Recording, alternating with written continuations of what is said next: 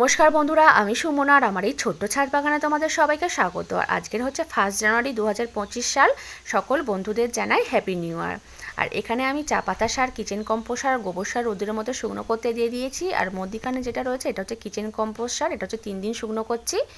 আর এখানে আমি হচ্ছে ছোট ঝুড়ির 1 ঝুড়ি কলার খোসা নিয়ে চলে এসেছি। এগুলো রোদ্দুরের মধ্যে শুকনো করতে দিয়ে দেবো। এই কলার খোসাগুলো শুকনো করে রেখে দিলে তাহলে এর মধ্যে কিন্তু আর পোকা হয় না। আর এখানে দেখো ছাদের মধ্যে আমি কিন্তু আর কিছু বিছালাম না, একেবারে ছাদেই খেলিয়ে দিচ্ছি, তাহলে তাড়াতাড়ি শুকনো হয়ে যাবে এইগুলো। আর এখন যেহেতু শীতের সময় আমরা বিভিন্ন রকমের তরল সার গাছে ব্যবহার করছি, এইগুলো যদি এখন শুকনো করে রেখে দিই, এগুলো অন্য সময় আবার তরল সার হিসেবে গাছে ব্যবহার করতে পারবো, কারণ এর মধ্যে কিন্তু প্রচুর পরিমাণে পটাশিয়াম রয়েছে।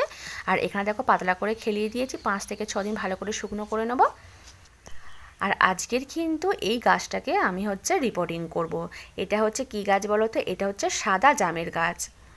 আর গাছটাকে রিপোর্টিং করার কারণ হচ্ছে, গাছটা যে জায়গাটার মধ্যে রয়েছে দেখতে পাচ্ছ একটা ফলের ক্যারেট, আর ক্যারেটের হাইটটা কিন্তু খুবই কম, এর মধ্যে কিন্তু খুব বেশি মাটিও ধরবে না। আর তখন যখন নিয়ে এসেছিলাম জায়গা ছিল না বলে তখন আমি এর মধ্যে বসিয়ে রেখেছিলাম। আর ফল গাছের জন্য কিন্তু একটু বেশি মাটির প্রয়োজন হয়, তাই এই গাছটাকে এখন এই ছোট অবস্থাতেই হচ্ছে রিপোর্টিং করে দেব। এখন অনেকটাই বেড়ে গিয়েছে। আর গাছটাকে ক্যারেটের মধ্যে থেকে তুলে নেব প্রথমে। এই দেখো, ক্যারেটের মধ্যে থেকে গাছটাকে বের করে নিয়েছি। আর এই ডামটার মধ্যে গাছটাকে কিন্তু বসাবো। এটা হচ্ছে একটা 20 লিটারের জলের ডাম। আর মুখটাকে দেখো কেটে নিয়েছি, আর তলায় কয়েকটা ছিদ্র করে নিয়েছি। আর ছিদ্রগুলোতে আমি হচ্ছে টব ভাঙা দিয়ে দিয়েছি। আর এবারে এর ওপরে হচ্ছে দিয়ে দেবো কিন্তু বালি। বিল্ডিং তৈরির জন্য যে লাল বালিটা আমরা ব্যবহার করি সেই বালিটাই কিছুটা দিয়ে দিচ্ছি। আর এবারে এর মধ্যে দিয়ে দিচ্ছি, দেখো আমরা যে ডিম নিয়ে আসি, ডিম যাতে করে ডিমের টে, সেই ডিমের টেই টুকরো করে এর মধ্যে হচ্ছে কিছুটা দিয়ে দিয়েছি। এই দেখো, এই ডিমের টে কিন্তু খুব তাড়াতাড়ি মাটির সঙ্গে মিশে যায়।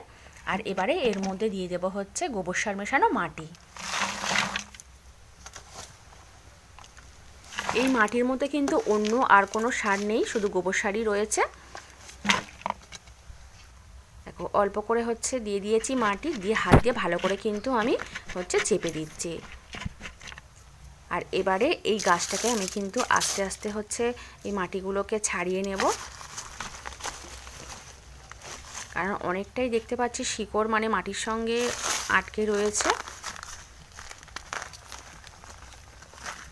এই গাছটার বয়স কিন্তু খুব বেশি হয়নি, 1 বছরও এখনও হয়নি। আমার এই কুল গাছগুলোর সঙ্গে একসঙ্গে কিন্তু নিয়ে এসেছিলাম।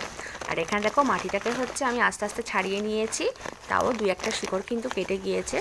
আর এই প্লাস্টিকটার মধ্যেও কিন্তু শিকড় দেখছি আটকে রয়েছে, এটাকেও ছাড়িয়ে নিলাম। আর এবারে গাছটাকে এর মধ্যে বসিয়ে দেব।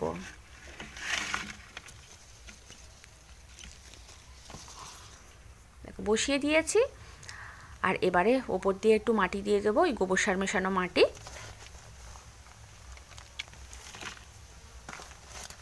একেবারে কিন্তু আমি এই ডামটা কিন্তু একবার ভর্তি করে মাটি দেব না, শুধু শিকড়গুলোকে ঢেকে দেব অল্প মাটি দিয়ে। গাছটা আরও যখন হচ্ছে বাড়বে তারপরে ধীরে ধীরে হচ্ছে গাছের গোড়ায় হচ্ছে খাবার মাটি দেব পর্যাপ্ত পরিমাণে। এই দেখো মাটি কিন্তু আর দেবো না, শিকড়গুলো হচ্ছে মাটি দিয়ে ঢেকে দিয়েছি, কিছুটা হাত দিয়ে চেপে দিয়েছি। এবারে এই লাঠিটা দিয়ে গাছটাকে একটু সাপোর্ট দিয়ে দিচ্ছি।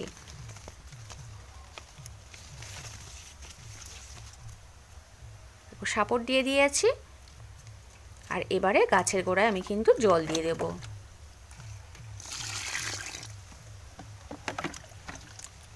আর এই সাদা জামের গাছ এর আগে কিন্তু আমার ছাদ বাগানে কখনো বসায়নি, এই প্রথমবার।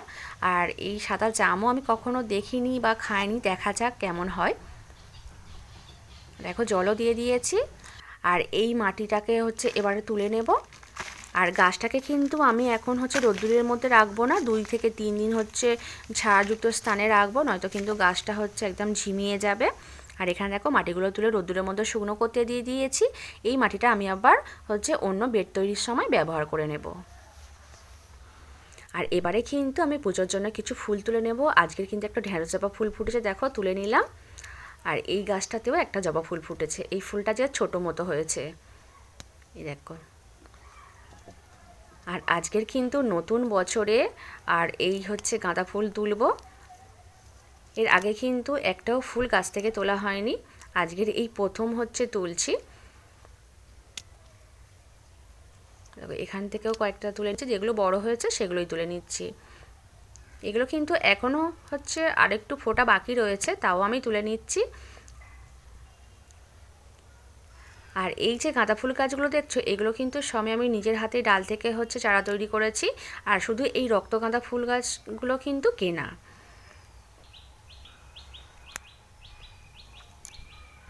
গাঁদা ফুল তুলে নিয়েছি, এখানে দেখতে পাচ্ছি দুটো অপরাজিতা ফুল রয়েছে, এই দুটোকেও তুলে নিয়েছে। দেখো কিরকম ফুলগুলো হয়েছে, কুঁড়ি কুঁড়ি মতো হয়ে রয়েছে। আর এই গাঁদা ফুল গাছগুলো দেখো খুব সুন্দর কিন্তু তৈরি হয়েছে, একদম ঝাঁকড়া। এখনও কিন্তু হচ্ছে ফুলের কুঁড়ি আসেনি গাছগুলোতে। আর এখানে দেখো আমার কিন্তু ফুল তোলা হয়ে গিয়েছে। নিচের গাছ থেকে আমি কিন্তু দুটো ধুতরা ফুল নিয়ে এসেছি, আর দুটো জবা ফুল তুললাম, আর গাঁদা ফুল তুলেছি, আর কয়েকটা অপরাজিতা ফুল তুলেছি সাদা আর নীল করে। আর আজকে কিন্তু এই প্রথম আমি হচ্ছে গাঁদা ফুল তুললাম গাছ থেকে, নতুন বছরের ঠাকুরকে হচ্ছে পূজায় দেব। আর আজ কিন্তু বন্ধুরা এই পর্যন্ত, টাটা বাই।